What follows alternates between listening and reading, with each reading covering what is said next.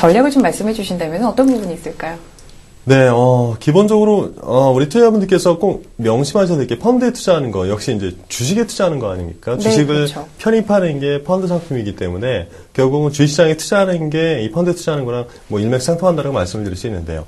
이 주식시장이라는 게 자체가 경기와 다른 모습을 보이기는 좀 어렵다는 얘기죠. 즉, 경기가 상승하는 트렌드를 보이는 상황에서 주식시장만 하락을 하고요. 또는 경기가 하락하는 트렌드에서 주식시장만 상승하는 그런 시장은 존재를 하지 않았습니다, 과거에. 그래서 앞으로도 그러한 흐름은 보일 가능성이 굉장히 낮다라고 판단되고요. 따라서 경기와 주식시장이 같은 방향으로 간다라고 하면, 지금 다 아시겠지만 경기가 이제 막 회복을 하고 작년부터 회복을 바닥을 찍고 회복을 하고 있는 그런 상황이고요. 앞으로도 계속 이런 흐름은 지속될 가능성이 높다라고 봤을 때는 이 주가도 경기와 마찬가지로 우상향 트렌드를 보일 가능성이 높다라고 생각합니다. 그러면 향후에 우리가 이제 투자자분께서 판단하셔야 될 게 어느 나라의 경기가 빨리 회복을 하고 어느 나라의 경제가 빠른 성장세를 보일 거냐.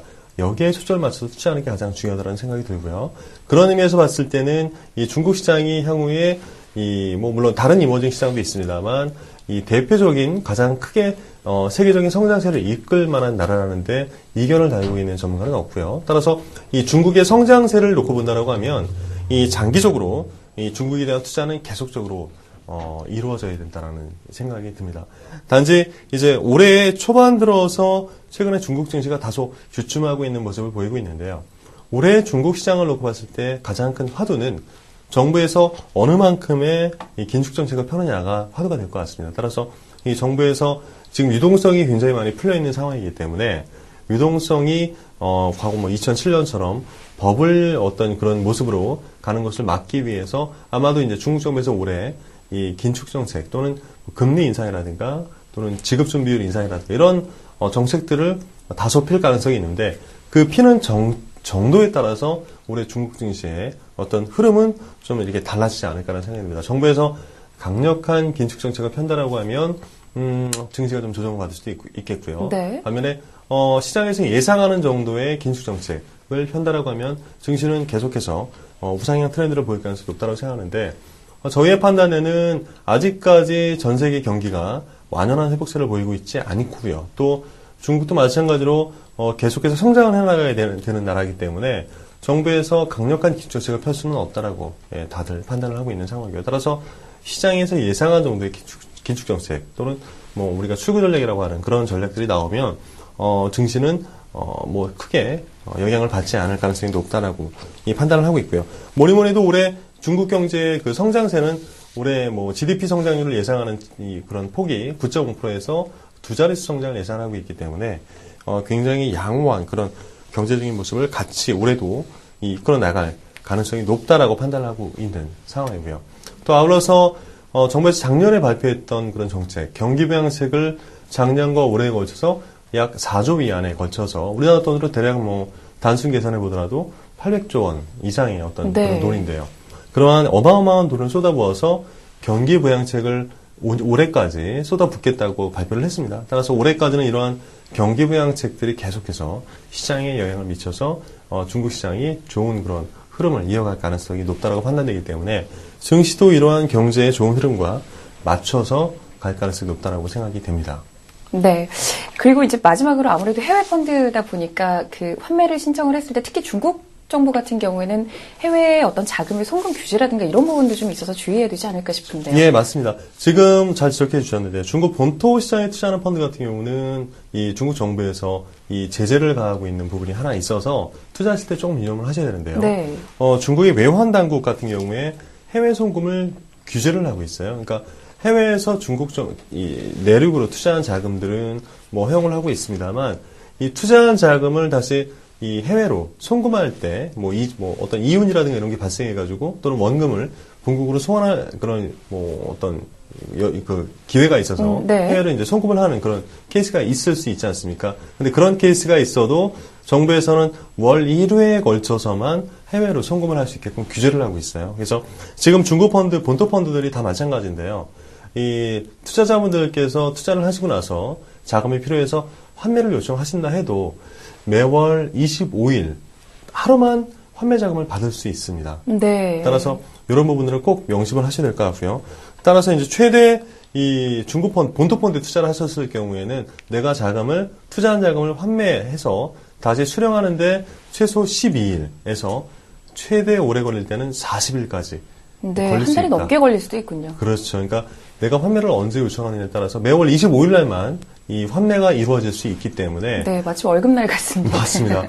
이런 부분들에 대해서는 꼭 명심을 하셔야 될 것 같고요. 그리고 앞서 말씀드렸듯이 우리 차이나 펀드 같은 경우 이 홍콩 시장에 투자하는 펀드는 환해지가 100% 이루어진다라고 말씀을 드렸습니다만 이 본토 펀드 같은 경우는 위엔화에 투자가 돼서 한이 오픈이 되어 있다는 말씀을 드렸죠. 네. 그래서 이런 부분에도 좀 유념하셔서 투자했을 때 좀 관심을 가지고 투자를 하셔야 될 것 같다는 생각이 듭니다. 네, 여러 가지 주의할 점이 많이 있을 것 같습니다. 네, 오늘도 좋은 정보를 전해주셨습니다. 자, 이번에는 여러분들께서 기다리시고 계시는 슬기로운 펀드 생활 슬펀생 쪽지 시험 시간이 되겠습니다. 이번에도 많은 분들이 참여를 해주셨는데요. 팀장님, 지난주 문제와 정답을 소개해 주실 순서가 됐습니다. 네. 지난 시간에는 2010년 글로벌 채권형 펀드 투자 전략에 대한 말씀을 드렸고요. 네. 지난주 드렸던 문제가 여러 가지 지난주에 소개드렸던 채권형 펀드 중에서 특히 이 채권 신용 등급이 좀 투자 부적격, 즉 WB 이하인 이 채권이나 또는 신용 등급이 B 플러스 이하인 기업보험 등에 투자하는 펀드로서 주로 이제 우리가 하이리스크 하이리턴형 펀드다라고 얘기를 하고 있는, 그리고 이 작년에 투자자들한테 많은 수익을 안겨줬던 그러한 대표적인 회사 채용 펀드가 어떤 펀드냐, 이런 부분이 문제였죠. 네, 이름을 물어보는 문제였죠. 네, 맞습니다. 네, 정답을 소개해 주셔야죠. 정답은 하이힐드 펀드였고요. 네, 그렇습니다. 자, 지난주에는 제가 특별하게 이렇다 할 힌트를 드리지 않았었죠. 네, 그런데도 불구하고 많은 분들이 참여를 해주셨고 또 정답을 맞춰주셨습니다. 참여해주신 분들 가운데 저희가 3분을 추첨을 했는데요. 아이디 재테크 퀸, 찬엄마, 농부 이렇게 아이디를 쓰시는 3분을 저희가 추첨을 했습니다.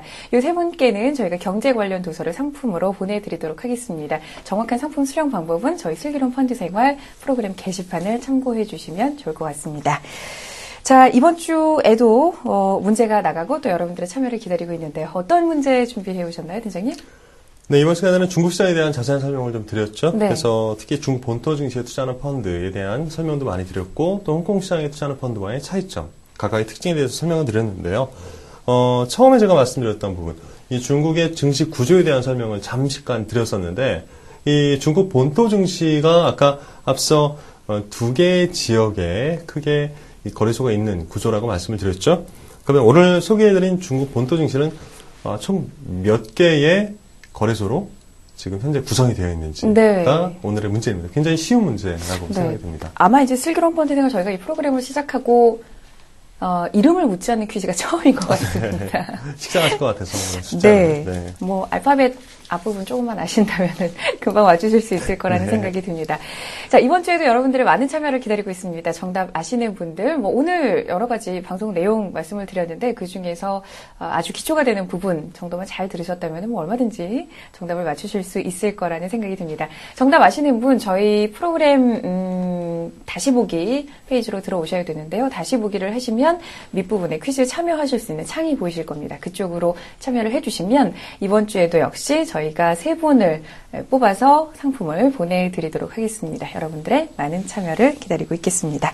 자, 그럼 여기서 지난주 펀드 시장의 수익률 동향 살펴보고 오겠습니다.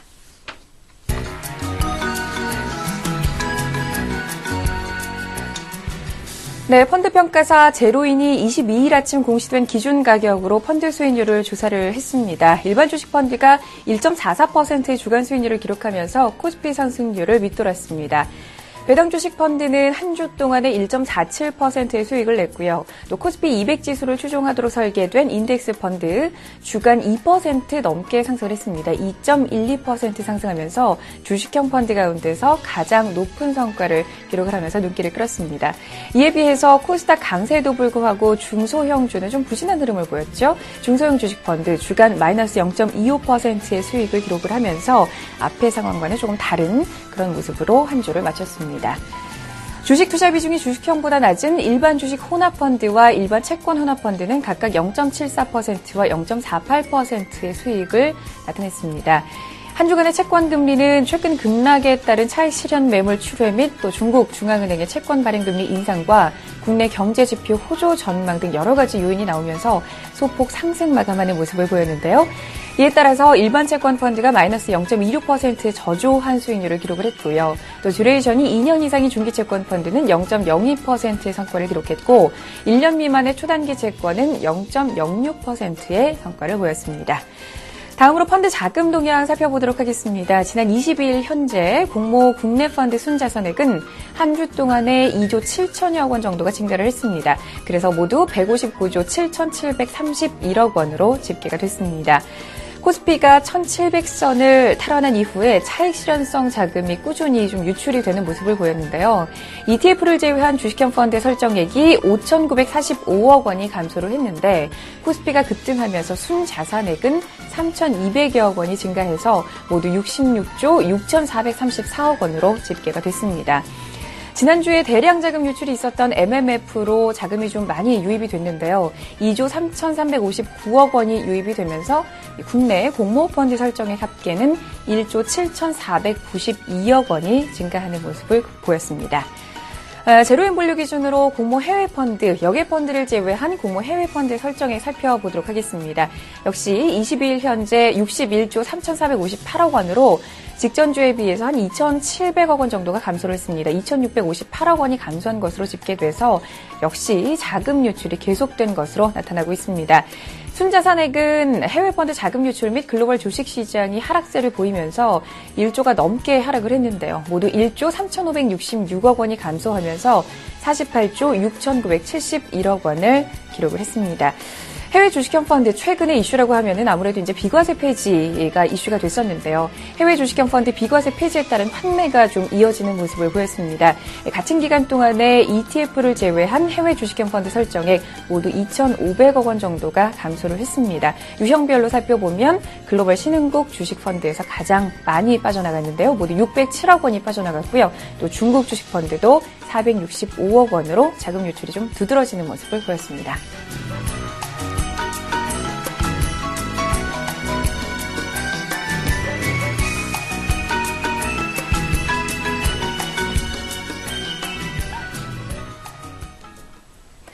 네, 이렇게 해서 지난 한 주 자금시장, 펀드 자금시장 수익률 동향까지 모두 살펴봤습니다. 오늘은 중국 펀드에 대해서 얘기 나눠봤는데요. 미래에셋 자산운용 마케팅부의 김전욱 팀장과 얘기 함께 나눴습니다. 팀장님, 다음 시간에도 또 좋은 얘기 기대하고 있겠습니다. 네, 다음 주에 뵙겠습니다. 네, 다음 주에 뵙겠습니다. 네, 감사합니다.